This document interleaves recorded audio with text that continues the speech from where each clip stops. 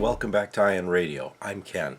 Today I have our footage from AdeptiCon of the Star Wars Shatterpoint game. This was more of a scripted walkthrough, an introduction game, as opposed to an actual demo. However, I did have the luxury of being taught how to play by Will Schick himself. I did get a chance to roll some dice, and as you will see, the normal dice luck I have was definitely with me at AdeptiCon.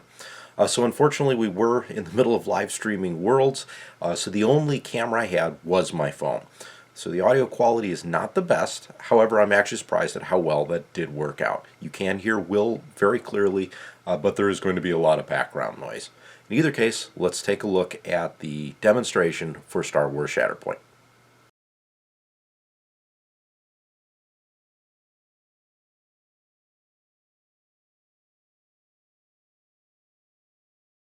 We're going to go through a demo of Star Wars Shatterpoint. The goal of the demo is not necessarily for you guys to play the game, but what we're going to do is effectively I'm going to show you how all the core mechanics work.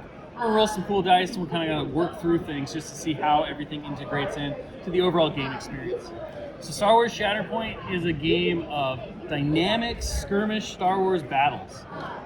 In Star Wars Shatterpoint, it's really trying to evoke the experience of like the Saturday morning animated classic, the chaos and kind of the pandemonium in there. So if you imagine like if in any Star Wars media you have the bigger battles that go on and then you have the more zoomed in like personal conflicts, we're in that zoomed in personal conflict state. So at this point, the plan has been thrown out the window, everything's kind of gone like cattywampus, and our heroes are doing their best to reclaim victory from what seems to be the jaws of defeat.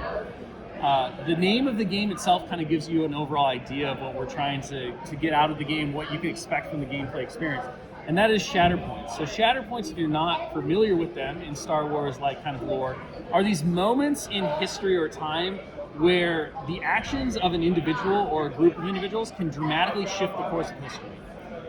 So the whole thing that you're going to see here is that there's a lot of fate, there's a lot of chance, and it's up to you as the players to take those moments of key importance and make the best out of them that you can in order to seize victory and to further your own goals. So you are playing out your own Shatterpoints. In Shatterpoint, players play strike teams against each other. A strike team is simply two squads that have been combined together to create the overall strike team. So you'll see here we're playing with the core set. We have the squad of Asajj Ventress with her B-1 battle droids and Kalani, alongside Lord Maul and his Mandalorian Super Commandos and Gar Saxon. And they're squaring off against Ahsoka Tano with Bo-Katan and some Plan Kryze Mandalorians, and Anakin Skywalker along with Clone Captain Rex and his 501st Clone Troopers. In Shatterpoint, you can mix and match good guys and bad guys as you wish. When you build a squad, which we're not really going to go super deep into here, but effectively it's very simple. You have to choose a primary unit, a supporting unit, and a secondary unit. Your primary unit details a lot of things like what era the squad can be from, how many points you get for your secondary and supporting characters, and all that information is listed on the back. In the core set itself, you have a lot of opportunities to mix and match, so you can kind of build the squads of your dream. You could take one squad, like you could take the Ahsoka squad and put it with the Maul squad and maximize your Mandalorian-ness. You could mix up the different supporting units, all that good stuff. So there's a lot of opportunity to create your own Star Wars Dream Squad and Dream Team, or to play with a more thematic and canonical squad that kind of replicates what you loved out of the different shows and movies. That said, you're going to hear the term unit and character a lot. So what is a unit? A unit is basically a stat card worth of things. So everything in Shatterpoint that you'll utilize is called a unit. A character is an individual miniature. So each unit is going to have a certain number of characters in it, and that's going to be denoted based on this little guy icon here on the back of your cards. So you'll see that Lord Maul or Anakin Skywalker is a primary unit of 1. So you know that there is 1 miniature in that unit. If you compare that to, say, the Mandalorian Super Commandos or the 501st Clone Troopers, you'll see that they're a supporting unit and there are 2 of them in it. So that means that there are going to be 2 miniatures that make up that unit, 2 characters. Abilities in Shatterpoint will reference unit or characters. If something references the unit, it affects every character in the unit. If it references a character, it only affects that specific miniature. So pretty simple. When it comes to units that have multiple characters in it, those characters act independently. So there's no kind of unit coherency, there's no requirement that they have to be within a certain range of each other. If you want, your Mandalorians can literally be here and here on the table. The only thing that units do is they share damage, they share status effects, and they share actions. So when you say this Mandalorian is going to move, the other Mandalorian character in that unit also has to take a move action. Whether it moves or not, it's using its action for that. So they share actions among themselves as well as a lot of other things. So that kind of wraps up the difference between units and characters. How does a unit function? Units are composed of basically three cards. You have your unit stat card. This is the card that tells you the unit's name. It has the different abilities for the unit. It has the unit's stamina and its durability, as well as all of its tags. We'll dive into these as we start playing the game and kind of explain how all of these things function in play, because it's a lot easier to see that and more exciting than me just droning on about it. The second card is going to be the stance card. Every character has its own unique stance card. The stance card is the combat capabilities of the unit. So this determines its attack dice, its defense dice in both ranged and melee attacks. It also has its expertise charts, which is kind of how skilled it is when using certain weapons that it possesses. And it has its combat tree. And the combat tree is kind of the meat and potatoes of Shatterpoint combat. We wanted combat to really evoke the dynamism and excitement that we see in duels and different fights, those close-in fights on Star Wars media. So more than just every success equals damage, we wanted to see characters like pushing each other around as they batted each other back and defended and riposte. Seeing characters utilize their powers to jump and reposition after making a slurry of attacks. All these different things. And between these two cards, the stat card and the stance card, we're really able to dive into that micro view of what a character is and bring their personality fully onto the table. And we're able to do this because Shatterpoint focuses on, a maximum of like 8 different miniatures. So you can get a lot more into the specifics and the character and the feel of these things, as opposed to other games which might have a more macro view. The last card that every unit has is going to be in that stack here. So if we flip over one of these are the order cards. So we talked a little bit about how Shatterpoints are these random chance events where fate comes along and it's up to the characters themselves to make the right choices or to affect a major breaking point in history that's going to change everything. In Shatterpoint, we kind of represent part of this by the fact that you as the player have very little control over your activation orders. So every character or every unit in your strike team has an order card. You take all of those cards along with a special card called the Shatterpoint card, which is a wild card that we'll talk about in the demo when it pops up. And you shuffle them all up, and then you place them into your order stack, and that will determine your activation orders for the game. When you run out of cards in your order stack, you simply reshuffle them all together and you continue to play accordingly. There are no rounds or like cleanup phases in Shatterpoint. You simply start the game, you continue the game till it's over, and have a great time and reset for the next one. How do you win a game of Shatterpoint? So Shatterpoint is all about missions and objective-oriented like scoring.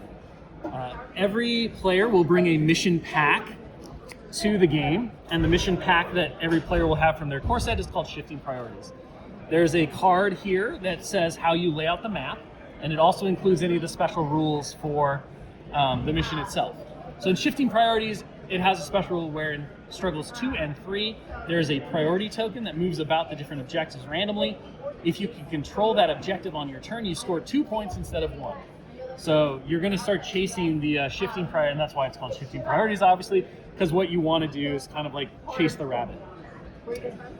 There are 3 phases, because Shatterpoint, in order to win, you have to win 2 of the 3 struggles, is what they're called. They're broken down into phase 1, 2, and 3 cards. Before the game and deployment happens, the player whose mission pack is being used randomly draws one of the cards from each of the different phases. So there are multiple cards in each phase, which means that you never really know which cards you're going to get. You stack them accordingly, so 3 goes on the bottom, 2, and then 1. And this determines the struggle objective layouts that you'll have throughout the game. Once you've set up your mission, you place your miniatures and deploy like we've done here, and then you simply flip over the top card of your mission deck, and we see that we have Steal the Secret Plans. So you orientate that card towards the player that won the first player role. We're going to assume that the Galactic Republic player over here won first player. Huzzah. We then see that we have these active dots here. These are going to be the active objectives for the round. So all of the objective tokens are objectives, but only the ones that are turned on are going to be able to be scored for this struggle. So these objectives are now active. These are the ones you're going to be fighting over. When this struggle ends, these objectives will turn off. The scoreboard will reset.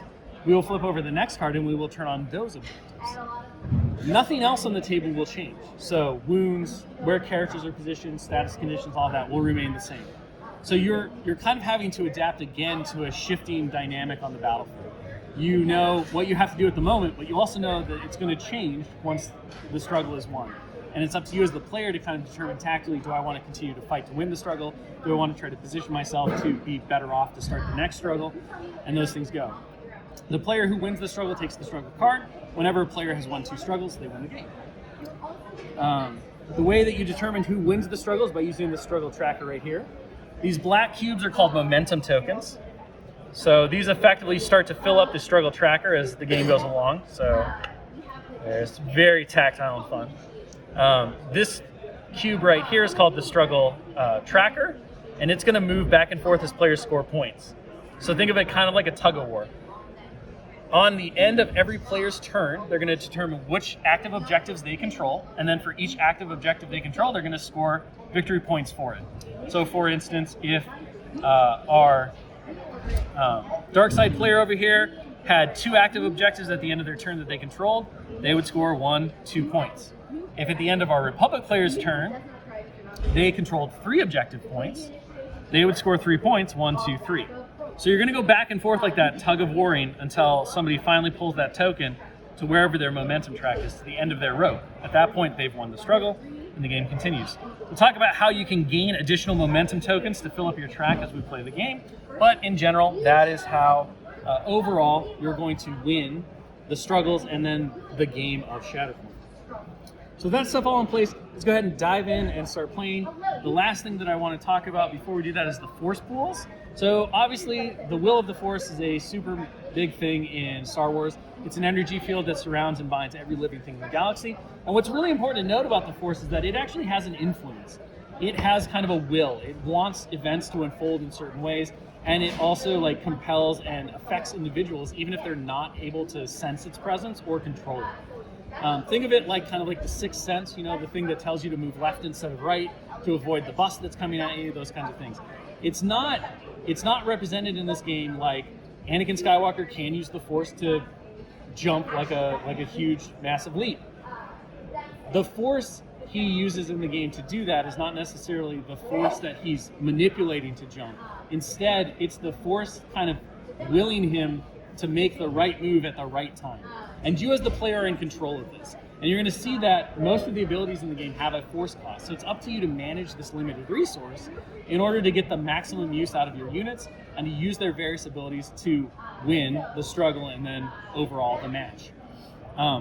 As force is expended, you don't get it back until you move all the way through your order deck. So every time you reshuffle your order deck, you do get to refresh all of your force. There are other things in the game, like character abilities and such, that might allow you to refresh force that you've spent before. So you can utilize those as well, but the primary way in which you're going to get your force back is by reshuffling that order deck. All right, so with that set up, let's go ahead and start our game. We're going to go ahead and start with our Republic player who won the first turn. We're going to flip over the top card of our order deck. It's going to be... And we're going to see it's Anakin Skywalker. All right. Awesome. So, normally this would be really great, but at the start of the game, Anakin Skywalker, who doesn't really have a ranged attack and doesn't have anybody to go charge with his lightsaber, probably not the one you want to spend right away. Kind of sad, right? Because if you used him, it would be that whole deck until you got to use him again, minus your wild card, which we'll talk about. So I mentioned how Shatterpoint is really built on the fate and random chance mechanics, but you as the player do get a couple of ways that you can manipulate this system. And the primary way that everybody can do it is they can spend 1 force to replace a card that they just flipped in reserve. And so when you place a card in reserve, you place it into your reserve pool. The reserved card is not played. You flip over the top card of your deck, yes? Aha! And you now have to activate this card that you flipped. It's important to note that once you have a card in reserve, you can't put another card in reserve. So your reserve is now full until you use Anakin. At the start of any of your turns, you can choose to not flip a card, but play the card that you have in reserve. So now that you've reserved Anakin, the cool thing about it is that you have complete control over when he goes, because you can choose at the start of any of your turns to play Anakin. Nice. Once you play him and your reserve is then clear, you can absolutely play another card into that reserve. So it's not a one use only, it's as long as the reserve is clear, you can use one force, which is the cost to place a card in reserve. Okay, so the 501st Clone Troopers are going to be our active unit. So when a unit activates, it gets to do two actions. Actions in Shatterpoint are move, attack, and those are the two primary ones that you're going to use the most. And then there are three other actions that are situationally useful. There's focus. Focus gives you an additional die on your next attack. So it's a way to boost either your ranged or melee attacks.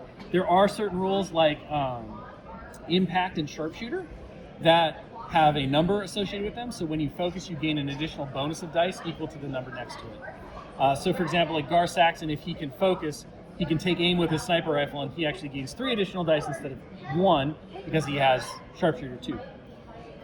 There is take cover. Take cover allows you to basically make a push move of 1 inch, and then you gain a hunker token. A unit with a hunker token, or any number of hunker tokens, gains 1 additional defense die against range attacks for each hunker token it has. So you can stack that effect. Cool. It also stacks with cover if you have it. And the last one that you have is recover. So recover action allows the character to heal 1 point of damage from itself, or remove 1 special condition from itself, or from an allied character within range 2 of it. So you can actually help your friends with it as well. Awesome.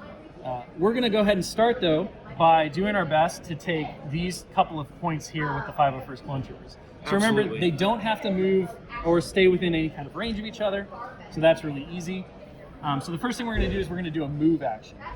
Cool. When a character or miniature in Shatterpoint moves, you take the movement tool, and every character in Shatterpoint moves the exact same amount when it makes a move action. This is the advanced tool. And you place it with the cup touching the base of the miniature. You then pick up the miniature. You can bend the widget as well if you want to, if you have to go around the corner or whatever. You then pick up the miniature and you place it touching anywhere on the tool. So this is legal placement, this is a legal placement, this is a legal placement, this is a legal placement. As long as the miniature's base touches the tool in some way, it's a legal placement. When you are moving with an advance, there are a couple of things that you cannot do. You cannot place your movement in such a way that you end on an elevation that is higher than you. Okay. And how do you determine elevation is really simple. You take the range 2 tool, and anything that is higher than the range 2 from the bottom of your base is at a higher elevation. So you'll notice that all of the terrain in Shatterpoint has been cleverly made so that it is at a higher elevation. Gasp. Gasp, I know. You fiend! So with that in mind, if our clone trooper was, say, right here, and you wanted to get up here, even though you have the distance on an advance to do that, this is actually illegal because you can't place it over a higher elevation. But I have grappling hooks. But you do not have grappling hooks. They are not on your card. Please stop lying. So in order to traverse elevation, you can choose to do a climb action instead of a normal advance. That uses the short movement tool, and it allows you to go up any amount of elevation that you want. Alternatively, you can use what are called ingress points. So you'll notice we have these fancy ladders around. These ladders are our ingress points. Now, on your tables at home, you can have ingress points be like ropes, they can be elevators, they can be pretty much stairs. They can be anything that you determine allows miniatures or characters the ability to traverse up and down terrain. When you want to use an ingress point, at any point during a character's movement, if it ends its movement, or during a character's activation, if it ends its movement within range 1 of an ingress point, you can place it within range 1 at the top of the ingress point. So this allows characters to quickly move up and down terrain as long as they have an ingress point. So ladder placement or ingress point placement becomes really important and can change the entire layout and availability of the battlefield. There are also different movement abilities that you'll see on the cards that we'll talk about that also allow you to move up and down terrain. That's the big thing. What can you move through and what can't you move through? In Shatterpoint, characters can always move through other characters, friendly and allied. You can't end on another character. You have to have room for your base. What about enemy? You said friendly and allied. Oh, friendly and enemy. Sorry. Cool. Just wanna Allied make sure. and enemy. You can move through anything like that. And then the things you can't move through are pretty simple. So normally that's going to be terrain stuff. And the way that terrain works in Shatterpoint is it works exactly like you think it should work. And it has rules that govern that. And you can read the rules when the rules come out.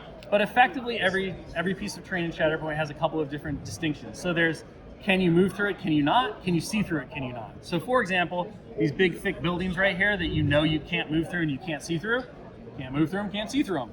These gantries right here that you know you can move through because you can do this, you can move through them. And because they're graded, we determine that you can see through them. So you can draw a line of sight through these and you can move through them and everything works just like you think it would. Cool. And you'll determine what of those attributes you're going to assign to each of your different pieces of terrain based on your table and your setup. So with that said, now that we've kind of determined all of this, let's go ahead and move both of your clone troopers and go ahead and try to get one to each of the objective points. Absolutely. So, clone number 1, we're going to move. We're going to get within... Yep, so you'll end within 1, so then you'll get to place within 1. So we'll hop up here. And then I have to... Do I continue doing his stuff, or do I Nope. do his stuff So you next? you finish each action before you move to the next action. So Okay. you'll have to finish the first action with this clone. All right. So All he'll right. hop up that way. In order to control an objective, you have to have the most characters within range 2 of it, which is 3 inches. So we can see that you're just out here and you're just out here. Yep. There's a couple of ways we could solve this, but the way I think we're going to do it is we're going to show off an ability right now, and we're going to do defensive maneuver.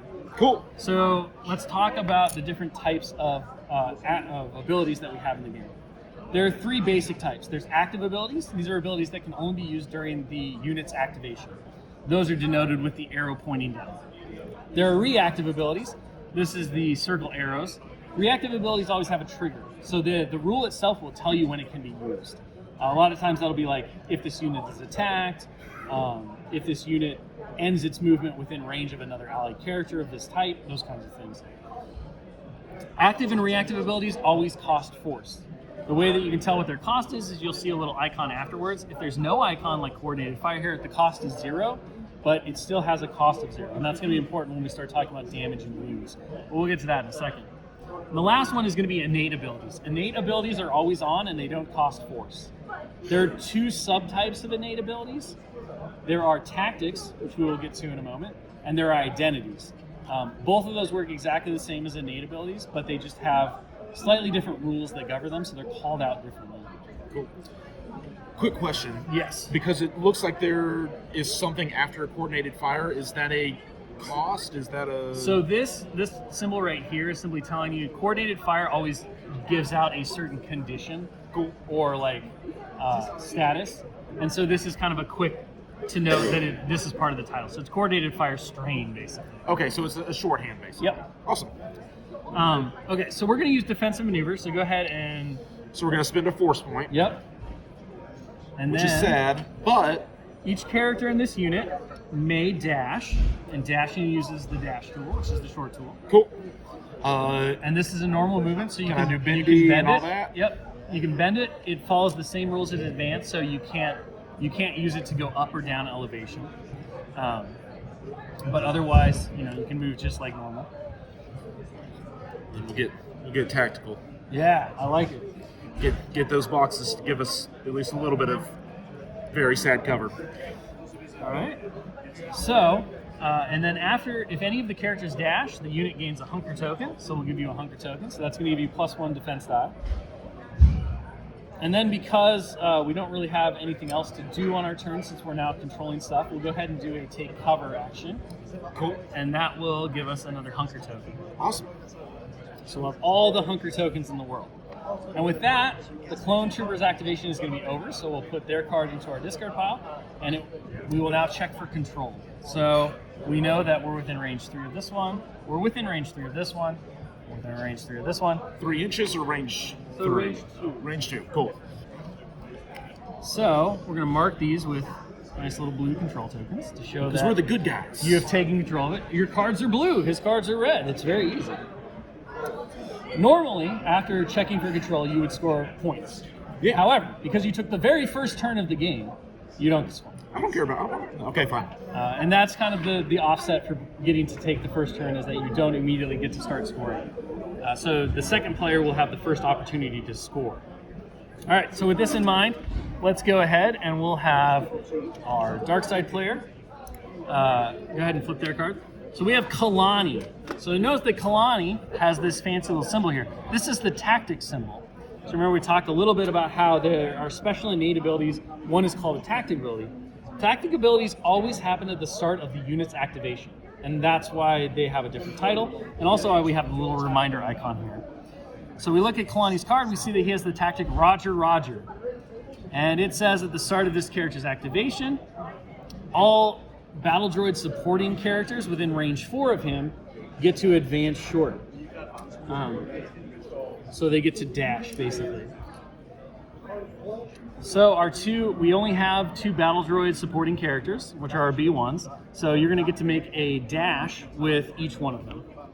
And this movement will allow you to go up ingress points because it is a move.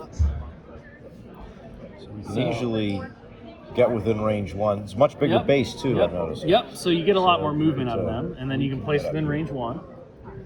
So we can go, You can go a little further, can't we? even further. There you Yep. go. And then the other B1 unit will get to do the same thing because the tactic says each battle droid character. So I would say go ahead and have them go after him. And I'm guessing, while he's moving, that he couldn't then descend the stairs off of Because it's a place now and not a and not a move. Yep. Got it. Cool. Now, you can end a movement and use a ladder to go down. So you can get extra distance by going down just as much as you can going up by placing within range 1. But yes, you can't pop up and then immediately go down because you're placing and not moving. All right, so our Roger Roger tactic is done. It's now Kalani's actual turn to go. So we want Kalani to go ahead and utilize that E5 blaster rifle that he's really good with and shoot a clone trooper. So you have a couple of options. You could go after this clone trooper up here, or you could go after that clone trooper over there. And it's really up to you which way you'd like to go. Well, I think we should go for the one. Well, you were going to say you've got. So my overall suggestion is that the high ground is really important in this game. That's what I was thinking. And the reason that it's important is for a couple of reasons. One, anybody who's at a lower elevation than you typically you'll always get cover against because whatever you're on is going to provide you cover because the shot will go through it.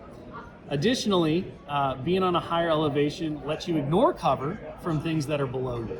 Okay. So you could negate the cover this clone would get from his boxes if you were up high. Right. Because you can basically shoot over the boxes. So with that said, moving to here and then popping up. We might as well do that, so we can easily make that. Yep. And if we get within distance 1, so probably right about there. Yep. Okay, so that's our movement. So now let's go ahead and have Kalani make an attack. Sure. We'll go ahead and attack this clone right here because we don't like him. He looks silly. When you make an attack, ranged or melee, it has to be within the range of the attack. Now, ranged attacks, you can tell what their range is based on the number underneath their range box. So every stance card has the range attack and defenses and the melee attack and defenses. If you have a ranged attack to make, you'll see a range icon underneath with a number that tells you which range ruler you're going to use to measure your range. The white triangle is the attack dice that you roll. So if you're making an attack, that's how many attack dice you roll. The blue square underneath that is the defense dice, so that's how many defense dice you roll when you're being attacked by that type. So we see that Kalani has range 5. He's going to roll 7 attack dice. Clearly in range. Clearly in range. So we're going to pick up 7 attack dice. Oh, I get to roll dice. My favorite place. Now, before you roll those, we're going to check Kalani's card really quick. We're going to see that he has this rule called target concentrate all firepower. Yes. And this basically says that there's another battle droid character that is within range 4. Well, we got the guys right next to him. Yep. and it is, all right, so reading out really quick. When an allied battle droid character makes an attack, if the targeted character is within range 4 of one or more other allied battle droid characters, the attacking character gets to roll 1 dice, and you are within range 4. So you'll get 1 extra die because you have a battle droid character attacking within range 4 of another battle droid character. So you'll get 8 dice. So 8 dice. Let's do Good, that. roll the dice. We're knocking over now. That's all right. Ladders fall over all the time. We're not worried about it. So let's talk about the dice results really quick. So we have critical results. There's one of these on each die for attack. Critical results are successes, and they can't be canceled by blocks. So they're the bestest result you can possibly get. There are 3 strikes on each die. Strikes are successes that can be canceled by blocks. There are expertise results, and expertise we'll talk about here in a moment, but basically what you do is you total up the number of expertise you roll, and then you check your expertise chart for the weapon you're using, and those will modify your roll in some way. Typically, they give you more results. And then there are failures. Failures are nothing. They're not successes. They're just sad misses. Some abilities will interact with failures, and so it's important to kind of pay attention to those. So we have our roll here. We're going to do our modification now by using our expertise. So we look at our expertise. We have 1. We go to our E5 blaster rifle. We see that our expertise at 1 says we get a crit. Nice. So we're going to add a crit to the roll. It's a lot of successes. It is. And now you're going to roll your defense dice. All right, so I've got 5 base. Yep, and you're going to get 1 per Hunker token. So I'm up to 7 So you got defense. 7. All right, so we got a lot of expertise. We have 2 blocks and 5 expertise. Look at our phase I 2 maxed out at quadrangle. 3, but it's going to give me 2 additional blocks. 2 additional blocks. So we have a total of 4 blocks. Look at our 4 blocks. You can only cancel strikes, so you're only going to get rid of 2 of those. So we're going to go 4 down our chart on Kalani. Now, unlike in most games where successes just translate specifically straight to damage, we talked about the combat tree is what really dictates what happens when a character makes an attack. So looking at Kalani here, when you do a combat tree, you always start from the left and you move to the right.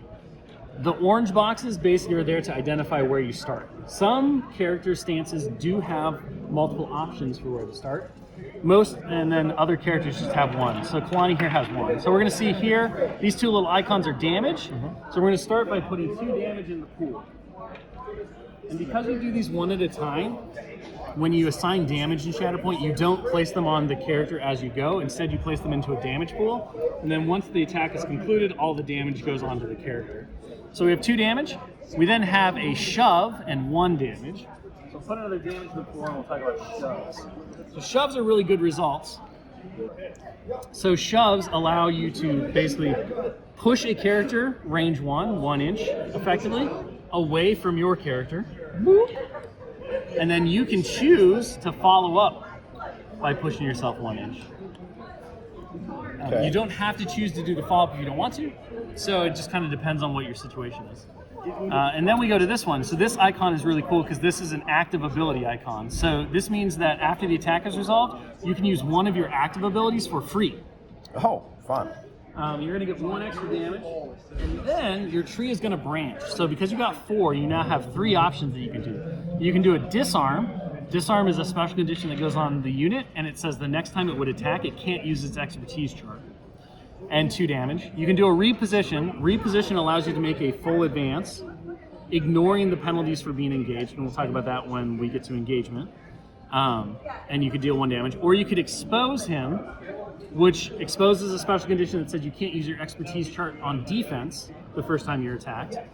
And you could do 2 damage. So I think because you want to take this point, we'll do the middle one your here. best bet, is to do the reposition. So you can just go ahead and move within range of that. Right about here. And we'll put 1 more damage in the pool for a total of 5 damage. Ouch. We'll put 5 damage on the clone troopers. And now you'll get to use your active ability. So we're going to use our tactile network ability. This would normally cost us 1 force, but we're going to get to do it for free. Tactile network says that you get to choose an allied battle droid character within range 4. Which we are still in. They get to make a short dash move. Just move them right down the gantry there. And then they get to make a 5 dice attack or they can choose to hunker and remove the status condition. But we want to do the attack because the attack's the best. So we look really quick at the battle droid's attacks. We see that they're range 5. Yes. They get 7 dice, but they'll get 1 extra because you still get concentrate all firepower because Kalani's a battle droid, Right. they're a battle droid. So go ahead and roll 8 attack dice again. And you will still get all of your bonuses for your defense. So now this does say that it make a 5 dice attack. So yeah, for attack. sorry. So you make 5 dice, but you get 1 extra because Okay. of concentrate all firepower. So it's 6. There we go. So we've got a couple strikes, Perfect. 4 strikes, a critical, and 1 failure. All right. So we roll over here. We have 2 expertise, 3 expertise. 3 expertise, We got 1 hiding.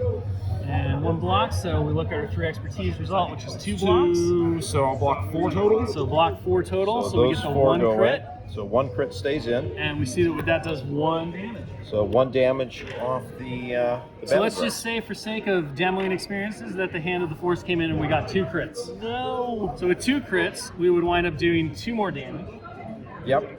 At 2 damage, that would equal our clone trooper's 7 stamina. Mhm. Once a unit has taken damage equal to its stamina, it becomes wounded. Oh no. So a wounded unit can no longer contest objectives, so they don't stop you from controlling it anymore. And when you're engaged with them, they can't slow you down. They don't inflict a penalty to your movement. Otherwise, they still can be targeted by attacks. They can still benefit from abilities from other characters. They can move, all that good stuff.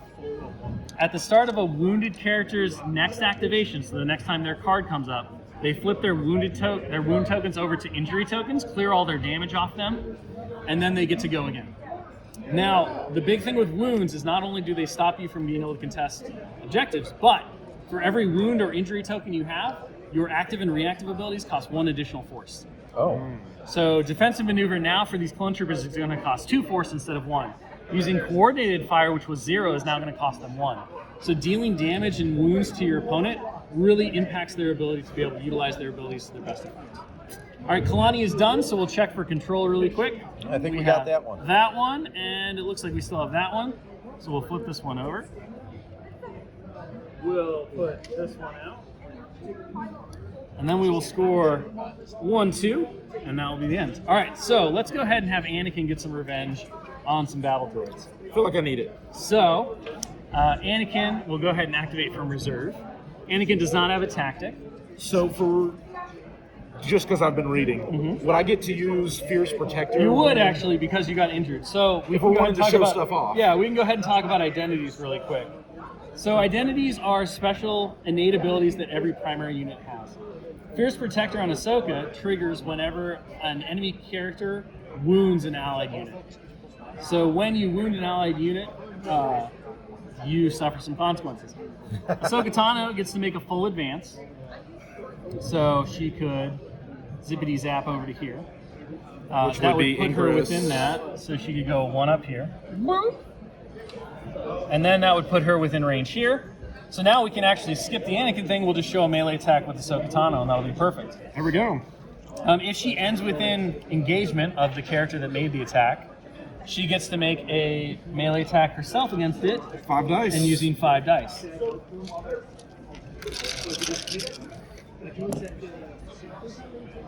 So we got 3 hits and 2 expertise. Okay. And Kalani's defense Looks is like it's 3 3. melee Yep. attack. So we So will we got roll 1. the- So, yep, we're going to roll 3.